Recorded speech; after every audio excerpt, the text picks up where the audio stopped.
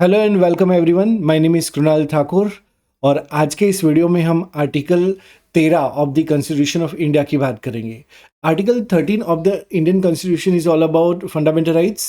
चलिए समझते हैं। तो आर्टिकल 13 किसके बारे में है? तो ये कहता है कि any law that is inconsistent with fundamental rights या in derogation of fundamental rights shall be declare as void by the judiciary, null and void by the judiciary। कि कोई भी लॉ, कोई भी कानून अगर फंडामेंटल राइट्स के इनकंसिस्टेंट होते हैं, डेरोगेशन होते हैं, तो उसे नल एंड वाइड घोषित किया जाएगा हमारी जुडिशरी के द्वारा। तो इसी आर्टिकल से निकलते हैं हमारे तीन कॉन्सेप्ट, जैसे judicial review, doctrine of civility and तीसरा है डॉक्ट्रिन ऑफ एक्लिप्स।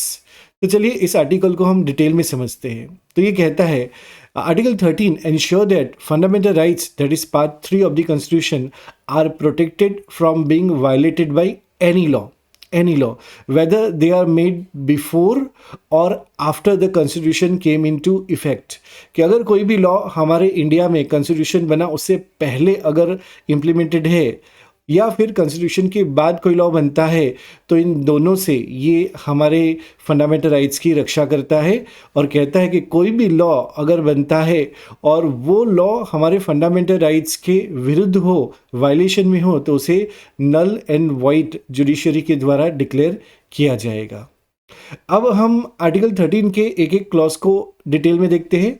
तो देखो, पहला जो क्लॉज है, आर्टिकल 13 का पहला क्लॉज जो है वो प्री कॉन्स्टिट्यूशनल लॉज के बारे में बताता है कि अगर कोई लॉ बना है और हमारा कॉन्स्टिट्यूशन 1950 26 जनवरी 1950 से इम्प्लीमेंटेड है, उससे पहले अगर कोई लॉ है तो फिर इसके बारे में क्या प्रोविज़न है?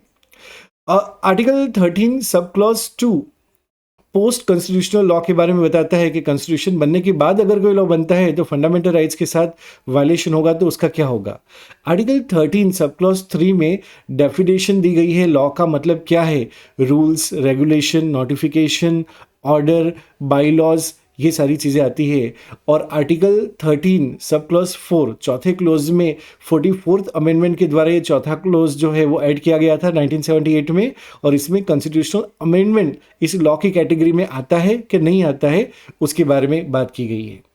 तो चलिए एक एक करके डिटेल में बात करते हैं। तो सबसे पहले आर्टिकल 13 क्लॉज 1 के बारे में बात करते हैं, प्री कॉन्स्टिट्यूशनल लॉज के बारे में बात करते हैं। और यहाँ पे कहा गया है कि all laws in force before commencement of the constitution, that is 26 जनवरी 1950 से पहले जितने भी भारत में कानून थे, जितने भी लॉज थे, उनके बारे में कहा गया है कि अगर वो कानून हमारे फंडामेंटल राइट्स आर्टिकल 12 से आर्टिकल 35 के बीच में जो फंडामेंटल राइट्स दिए गए हैं उससे अगर इनकंसिस्टेंट होते हैं तो फिर उन्हें वाइड घोषित किया जाएगा, ये बात कही गई है। तो ये आर्टिकल 13 सब क्लॉज 1 है। इसका एग्जाम्पल जैसे ब्रिटिश एरा के दौरान 1950 से पहले जो ब्रिटिश एरा चलता था, 1947 में हमें आज़ादी मिली, उससे पहले ब्रिटिश एरा चल रहा था। तो ब्रिटिश एरा के दौरान जो भी लॉ बने अगर वो फंडामेंटल राइट को वायलेट करते हैं, जैसे राइट टू इक्वालिटी को वायलेट करते हैं आर्टिकल 14 को, तो फिर उसे इनवैलिड घोषित किया जाएगा। ये इनवैलिड रहेगा to the extent that it is having inconsistency. हमारे फंडामेंटल राइट्स के साथ जो उसका प्रोविज़न इनकंसिस्टेंट रहेगा उसको इनवैलिड घोषित किया जाएगा, ये आर्टिकल 13 का पहला क्लॉज कहता है।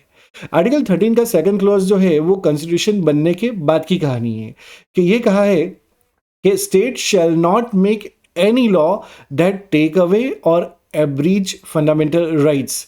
कि हमारा स्टेट कोई भी ऐसा लॉ नहीं बना सकता जो हमारे फंडामेंटल राइट्स को वापस ले ले या फिर उसको हानि पहुंचाए। Any such law made after constitution shall be void to the extent of the contravention.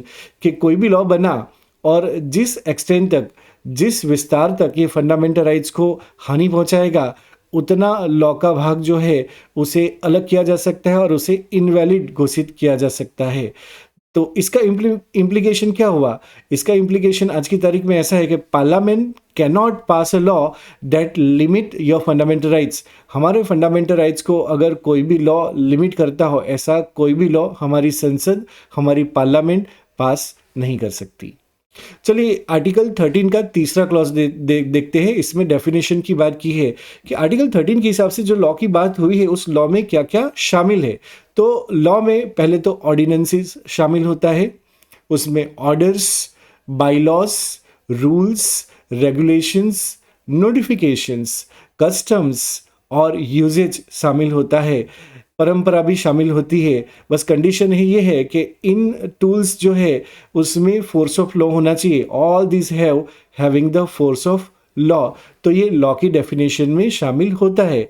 एक और बात ध्यान में रखने वाली बात यह है कि लॉ इन फोर्स का मतलब है law existing before commencement of the constitution. जब भी लॉ इन फोर्स लिखा होता है तो इसका मतलब है ऐसा लॉ बना था जो हमारा कॉन्स्टिट्यूशन बना उससे पहले का ये इम्प्लीमेंटेड था। ये आर्टिकल 13 के तीसरे क्लॉज के हिसाब से लॉ का मतलब है, लॉ में ये सारे इंस्ट्रूमेंट शामिल होते हैं। आर्टिकल 13 का जो चौथा क्लॉज है उसके बारे में बात करते हैं। तो आर्टिकल 13 का चौथा क्लॉज 44th अमेंडमेंट 1978 में जो हुआ था उससे शामिल हुआ था।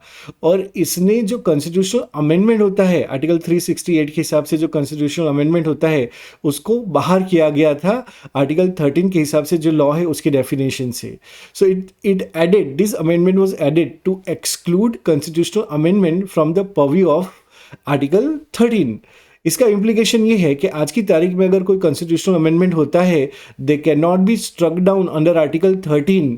ये आर्टिकल 13 के हिसाब से स्ट्रक डाउन नहीं हो सकता है, इनवैलिड घोषित नहीं हो सकता है। लेकिन इसमें ध्यान रखने वाली बात यह है it can be review under the basic structure doctrine. Judiciary ऐसे अमेंडमेंट को भी रिव्यू कर सकता है और अगर ये अमेंडमेंट बेसिक स्ट्रक्चर डॉक्ट्रिन के हिसाब से ना हो, मतलब basic structure of the constitution को हानि पहुंचा रहा हो, तो उसको भी इनवैलिड घोषित किया जा सकता है। लेकिन अगर बेसिक स्ट्रक्चर को ये हानि नहीं पहुंचा रहा हो तो फिर ये बच सकता है। ये है हमारा चौथा क्लॉज। तो आर्टिकल 13 का चौथा जो क्लॉज है उसमें केशवानंद भारती केस का हम रेफरेंस दे सकते हैं कि केशवानंद भारती केस में बेसिक स्ट्रक्चर डॉक्ट्रिन दिया गया था, तो इससे ये ऐड हुआ है। नाउ इंपोर्टेंट केस लॉज के बारे में बात करते हैं। तो इसमें हम देखेंगे कुछ इंपोर्टेंट केस लॉ, जैसे पहला केस है A.K. गोपालन वर्सेस स्टेट ऑफ मद्रास 1950 का केस देखेंगे। इसके बाद Golaknath versus state of Punjab 1967 का केस महत्वपूर्ण केस है, इसको भी देखेंगे। तीसरा है Keshavananda Bharati versus state of Kerala 1973 का केस, इसको भी देख लेंगे। चौथा है Minerva Mill versus Union of India 1980 का केस। तो ये चार केस लो देखते हैं, इससे हमें बहुत क्लैरिटी हो जाएगी। चलो, पहला केस है A.K. गोपालन वर्सेस स्टेट ऑफ मद्रास 1950 का केस। इस केस को अर्ली इंटरप्रिटेशन भी कहा जाता है क्योंकि वो पहले आया था अर्ली इंटरप्रिटेशन। इसमें जो इंटरप्रिटेशन था वो नैरो था। इसमें कहा गया था fundamental rights were consider separate and not overlapping, कि मतलब आर्टिकल 14, आर्टिकल 19, आर्टिकल 21 ये तीनों जो है वो अलग अलग है, ये ओवरलैप नहीं करते हैं, एक दूसरे से रिलेटेड नहीं है, इसे सेपरेटली देखा जाना चाहिए। और इसको नैरो इंटरप्रिटेशन ऑफ आर्टिकल 13 भी कहा जाता है। हालांकि बाद में जब मनेका गांधी केस आया तो फिर वाइडर इंटरप्रिटेशन फंडामेंटल राइट्स का लिया गया और कहा गया कि article 21, article 19 and article 14 are integrated. तो ये A.K. गोपालन केस है। तो A.K. गोपालन केस में तो इसको नैरो इंटरप्रिटेशन ही लिया गया था। इसके बाद Golaknath versus state of Punjab 1967 का केस है। इसमें सुप्रीम कोर्ट ने हेल्ड किया था, कहा था कि parliament can not amend fundamental rights. तो देखिएगा बाद में इसको भी बदला गया था। It brought constitutional amendment under article 13। Constitutional amendment को भी गोलकनाथ केस में सुप्रीम कोर्ट ने इस आर्टिकल 13 की लॉ की कैटेगरी में ऐड किया था। तो गोलकनाथ केस में कहा कि parliament can not amend the fundamental rights. It was overrule. जो गोलकनाथ केस में कहा था उसको ओवररूल किया गया later in the Keshavananda Bharati case. Keshavananda Bharati case में हम देख सकते हैं कि जो अमेंडमेंट होता है उसको लॉ की कैटेगरी से बाहर रखा गया था, आर्टिकल 13 से बाहर ले जाया गया था। तो तीसरा देख लेते हैं Keshavananda Bharati versus state of Kerala case 1973। Keshavananda Bharati case में क्या हुआ था, it introduce basic structure doctrine और पार्लियामेंट कहा गया कि parliament can amend the constitution but can not destroy its basic structure. ये रूलिंग थी, मतलब बेसिक डॉक्ट्रिन स्ट्रक्चर जो है वो आया था अमेंडमेंट को आर्टिकल 13 की कैटेगरी से दूर किया गया, बट जो बेसिक स्ट्रक्चर है उसको डिस्ट्रॉय नहीं कर सकते हैं, ये बात कही गई थी सुप्रीम कोर्ट के द्वारा। और उसके बाद चौथा केस जो है वो Minerva Mill versus Union of India 1980 का केस है। इसमें सुप्रीम कोर्ट ने रीएफर्म किया कि there is limited power of parliament, कि पार्लियामेंट जो है वो अमेंडमेंट कर सकता है, और अमेंडमेंट जो है वो आर्टिकल 13 से दूर किया जाएगा, लेकिन बेसिक स्ट्रक्चर डॉक्ट्रिन को यहाँ पे रीएफर्म किया गया था। तो पार्लियामेंट के पास पावर है, लेकिन बेसिक स्ट्रक्चर हम इन्फ्रिंज नहीं कर सकते, and there should be balance, कि मतलब पार्लियामेंट को बैलेंस करना चाहिए। So balance between fundamental rights and directive principles के ऊपर जोर दिया गया था, इसको स्ट्रेंथन किया गया था। तो ये है मिनर्वा मिल केस। इसके बाद कुछ कॉन्सेप्ट्स जो इससे निकल के आते हैं उसके बारे में बात कर लेते हैं। तो आर्टिकल 13 से रिलेटेड कुछ कॉन्सेप्ट्स है, उसमें से पहला कॉन्सेप्ट है जिसे हम डॉक्ट्रिन ऑफ एक्लिप्स कहते हैं, दूसरा है उसे हम डॉक्ट्रिन ऑफ सीवरेबिलिटी कहते हैं, और तीसरा है जिसे हम जुडिशियल रिव्यू का कॉन्सेप्ट कहते हैं। चलिए एक एक करके बात करते हैं। तो सबसे पहले डॉक्ट्रिन ऑफ एक्लिप्स। तो हमें पता है एक्लिप्स का मतलब हाइड करना होता है, तो यहाँ पे भी ऐसे है कि अगर कॉन्स्टिट्यूशन बना उससे पहले कोई लॉ बना था, ब्रिटिश एरा के दौरान कोई लॉ बना, उसे हमें भारत जब हमारा बना, हमने कॉन्स्टिट्यूशन बनाया तो उसको हमने अलाउ किया कि ये लॉ अलाउ होंगे, ये लॉ इम्प्लीमेंट होंगे, लेकिन एक कंडीशन के साथ कि अगर कोई भी प्री कॉन्स्टिट्यूशनल लॉ है और अगर वो हमारे फंडामेंटल राइट्स को वायलेट करता है तो फिर वो भाग जो है वो इनवैलिड हो जाएगा। So pre constitutional law violating fundamental right is not void ab initio, it is dormant, मतलब ये एकदम वॉइड नहीं हो गया, ये डॉर्मेंट हो चुका है, एक्लिप्स हो चुका है। इसका मतलब है कि अगर फंडामेंटल राइट्स को वायलेट करेगा तो इसका मतलब ये है कि तब तक ये इनवैलिड रहेगा, लेकिन जैसे ही अगर कोई अमेंडमेंट होता है और फंडामेंटल राइट्स बदलता है और अगर ये फंडामेंटल राइट्स को वायलेट नहीं करता, ऐसा कोई नेचर होता है, तो ये वापस एक्टिव हो जाएगा। It can revive if the inconsistency is removed. तो इसे हम डॉक्ट्रिन ऑफ एक्लिप्स कहते हैं। इसका मतलब ये है कि जो लॉ फंडामेंटल राइट्स को वायलेट करता हो तो उसको हाइड कर दिया जाएगा, उसको इनवैलिड मतलब इनवैलिडेट या डॉर्मेंट किया जाएगा, लेकिन जैसे ही ये रिवाइव होगा, जैसे ही ये फंडामेंटल राइट्स के साथ इनकंसिस्टेंसी नहीं रखेगा, इसको वापस जो है वो अलाउ किया जाएगा to be implemented having the force of law. दूसरा है डॉक्ट्रिन ऑफ सिवरेबिलिटी। ये क्या कहता है कि सपोज कोई कानून है जिसमें बहुत सारे प्रोविज़न है और सारे प्रोविज़न एक दूसरे से अलग हो सकते हैं, तो क्या होगा, जो अनकॉन्स्टिट्यूशनल पोर्शन है उसे वाइड घोषित किया जाएगा और जो बाकी का जो वैलिड पोर्शन है उसे सेपरेट करके उसको वैलिडेट किया जाएगा, ये वैलिड रहेगा। तो ये डॉक्ट्रिन ऑफ सिवरेबिलिटी है कि एक कानून में बहुत सारे प्रोविज़न, जो प्रोविज़न फंडामेंटल राइट्स को हानि पहुंचाता हो, वायलेट करता हो, उसे इनवैलिड घोषित किया जाएगा, और जो प्रोविज़न फंडामेंटल राइट के साथ कंसिस्टेंसी में हो उसे अलाउ किया जाएगा। ये डॉक्ट्रिन ऑफ सेवरेबिलिटी है।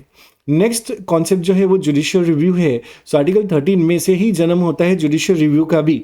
आर्टिकल 13 एम्पावर कोर्ट, हमारी जो कोर्ट है, न्यायालय है, उसे एम्पावर करती है to strike down any law which is violating the fundamental rights, कि फंडामेंटल राइट्स को जो भी वायलेट करता है उसको स्ट्राइक डाउन कर सकते हैं, उसे नल एंड वाइड घोषित कर सकते हैं। And this is the basis of judicial review in India. Article 13 जो है वही बेसिस है जुडिशियल रिव्यू का भारत के अंदर। तो ये कुछ प्रोविजंस थे। नाउ बात करते हैं कि what are the importance of article 13 in India. पहला कि ये प्रोविज़न, ये आर्टिकल जो है, it act as the guardian of fundamental rights, it provide the legal foundation for judicial review in India. Judicial review का लीगल फाउंडेशन देता है, and it ensure supremacy of constitution over ordinary laws, कि जो भी ordinary law बनता है, जो statutory बनता है, कोई भी लॉ हमारे कॉन्स्टिट्यूशन से ऊपर नहीं हो सकता। सुप्रीमेसी ऑफ द कॉन्स्टिट्यूशन को ये एंश्योर करता है। तो ये है हमारा आर्टिकल 13। चलो कुछ क्वेश्चंस देख लेते हैं। तो देखो पहला सवाल है, article 13 of constitution is primarily concern with which option. तो आप अपना आंसर जो है वो कमेंट बॉक्स में दे सकते हो। पहला ऑप्शन है सेपरेशन ऑफ पावर, दूसरा ऑप्शन है प्रोटेक्शन ऑफ डायरेक्टिव प्रिंसिपल्स, तीसरा ऑप्शन है laws inconsistent with fundamental rights, and option D is power of the president. तो ऑब्वियसली यहाँ पे आंसर होगा option C, law inconsistent with the fundamental rights. Next question है, according to article 13 clause 1 pre constitutional laws inconsistent with fundamental rights are option A valid until repealed. B. Completely repealed. C. Void ab initio. D. Void to the extent of inconsistency. Correct option है option D, void to the extent of inconsistency. Such law are not completely invalid, only the inconsistent part become enforceable. तो यहाँ पे option D is the answer. Next question है which of the following is not included in determination of law under Article 13 subclause 3. तो यहाँ पे पहला option है customs, B option है ऑर्डिनेंसेस, सी है कॉन्स्टिट्यूशनल अमेंडमेंट्स, डी है बाईलॉज. अपना आंसर कमेंट बॉक्स में दीजिएगा. करेक्ट आंसर है यहाँ पे option C constitutional amendment. Article 13 sub clause 4 में एक्चुअली कहा है it exclude the constitutional amendment from the purview of article 13 as clarified by 44th amendment. तो यहाँ पे एक मतलब ये आर्टिकल 13 का सब क्लॉज 4 में अमेंडमेंट कहा है और 13(3) में जो लॉ की डेफिनेशन है उसमें कॉन्स्टिट्यूशनल अमेंडमेंट शामिल नहीं है. तो ये हो गया हमारा answer. Now next question is doctrine of eclipse is applicable to what? Option A post constitutional laws, option B constitutional amendments, option C pre constitutional laws, option D customary laws only.